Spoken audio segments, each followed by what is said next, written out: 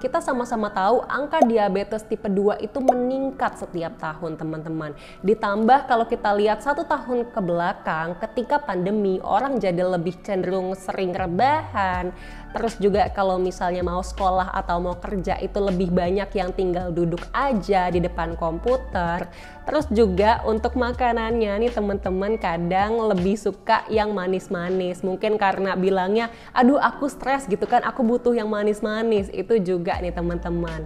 Hati-hati karena kebiasaan-kebiasaan itu dapat meningkatkan resiko diabetes. Tetapi sebenarnya saat ini kita bisa tahu nih teman-teman, apakah kita beresiko terkena diabetes tipe 2 atau enggak. Dan kita akan bahas itu di video kali ini. Harapannya setelah nonton video ini, kita jadi tahu nih apakah kita beresiko terkena diabetes tipe 2 atau enggak. Stay tune! Assalamualaikum, halo, selamat datang kembali di channel Fani Utami, channel tentang kesehatan, pendidikan dokter, dan pengembangan diri. Nah, di video kali ini kita akan bahas nih teman-teman terkait dengan gimana sih caranya untuk kita mengetahui apakah kita beresiko terkena diabetes tipe 2 atau enggak.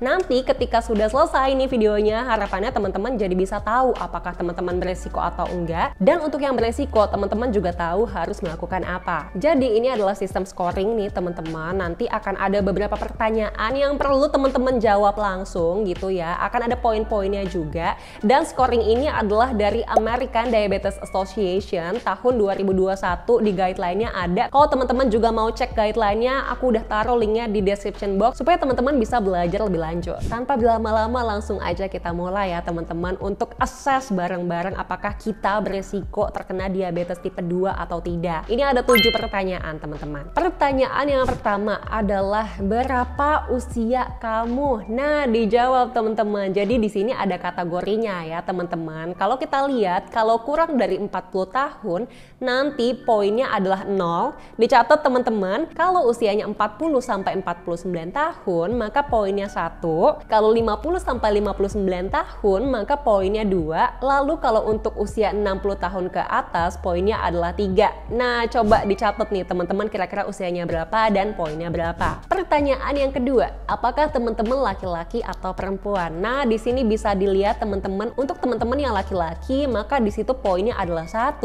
lalu untuk yang perempuan poinnya adalah 0. Pertanyaan yang ketiga, jika perempuan, pernahkah terdiagnosis yang namanya diabetes gestasional alias diabetes ketika dalam masa kehamilan? Untuk yang pernah terdiagnosis seperti itu maka 1, untuk yang tidak pernah maka 0. Untuk teman-teman yang laki-laki juga berarti poinnya 0 ya, karena memang tidak pernah mengalami ini. Pertanyaan yang keempat, apakah teman-teman punya ibu, ayah, saudara perempuan atau saudara laki-laki yang mengalami diabetes? Kalau misalnya ada, maka poinnya adalah 1.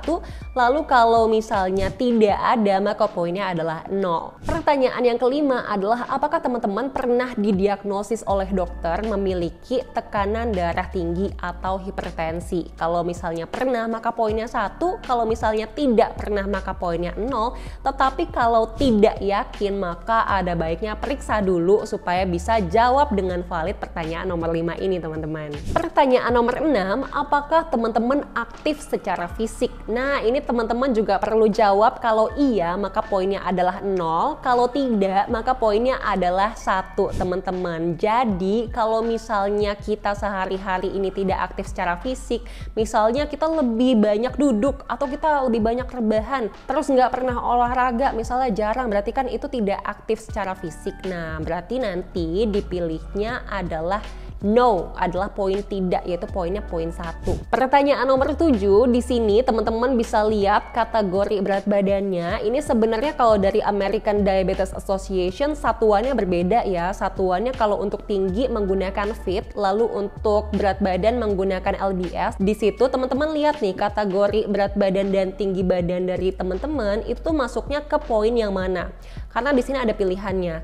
Ada poin 1, ada poin 2 ataukah poin 3. Tetapi kalau misalnya berat badan teman-teman itu lebih rendah daripada yang ada di kolom ini, maka nanti poinnya adalah 0 teman-teman, jadi nggak perlu bingung. Nah itu dia teman-teman, jika teman-teman udah hitung semuanya terus ternyata total poinnya adalah 5 ke atas, itu adalah teman-teman yang punya kategori risiko tinggi untuk mengalami diabetes tipe 2, sehingga sangat dianjurkan, sangat disarankan untuk langsung periksa ke dokter supaya bisa dievaluasi lebih lanjut. Nanti mungkin di situ akan dilakukan pemeriksaan gula darah, terus juga akan di screening nih teman-teman terkait dengan resiko diabetes atau terkait dengan kemungkinan apakah memiliki diabetes atau tidak.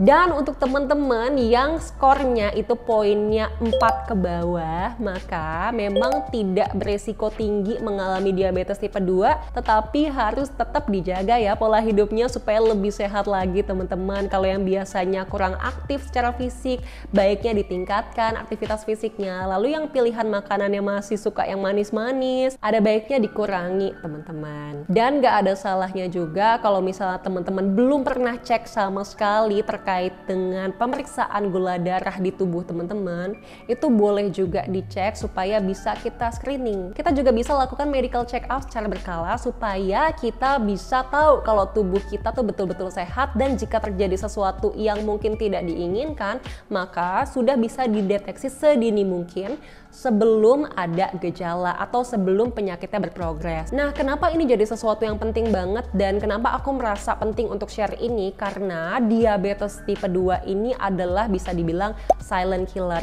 Dia tuh nggak ketahuan kalau misalnya orang tuh ternyata udah mengalami diabetes. Terus nanti beberapa tahun kemudian tiba-tiba baru muncul tuh gejalanya. Nah, ketika gejala ini muncul, maka bisa dibilang penyakitnya ini udah berprogres sehingga mampu menimbulkan gejala. Nah, itu yang mau kita hindari. Kalau misalnya kita bisa deteksi sedini mungkin, itu akan sangat lebih baik. Karena dari situ kita juga bisa melakukan pencegahan, teman-teman. Dan pencegahan itu bukan cuma satu bentuk ya terkait dengan diabetes. Kalau terkait dengan penyakit diabetes, itu pencegahannya ada 3 kalau berdasarkan Perkeni. Jadi pencegahan primer, dimana untuk orang-orang yang belum pernah terkena diabetes, jangan sampai terkena diabetes, itu pencegahan primer. Lalu yang kedua itu adalah pencegahan sekunder, dimana orang-orang yang sudah terkena diabetes, itu ada upaya yang perlu dilakukan untuk bisa mencegah agar tidak terjadi komplikasi. Lalu yang ketiga itu adalah pencegahan tersier, dimana ini adalah orang-orang yang sudah mengalami diabetes, terus dia juga sudah mengalami komplikasi, dan perlu ada upaya untuk mencegah supaya tidak terjadi komplikasi berkelanjutan teman-teman, dan bisa meningkatkan quality of life-nya. Sekian video kali ini, semoga video ini berguna. Untuk teman-teman yang punya pertanyaan atau punya masukan, silahkan tulis di kolom komentar. Terima kasih sudah menonton, bye!